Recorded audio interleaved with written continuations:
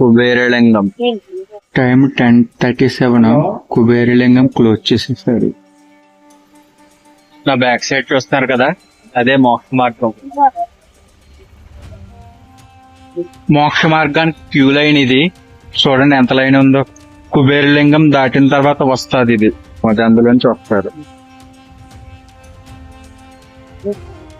Time 10:46 అయింది. అయినా మోక్ష మార్గానికి చాలా క్యూ లైన్ ఉంది. ఈశాన్యలింగం ఇదే లాస్ట్ది. ఇక్కడ నుండి ఇంకా 2 కిలోమీటర్స్ ఉంటుంది.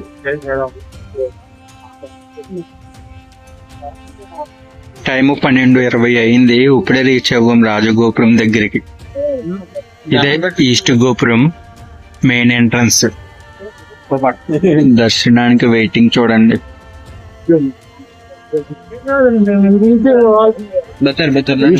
గోపురం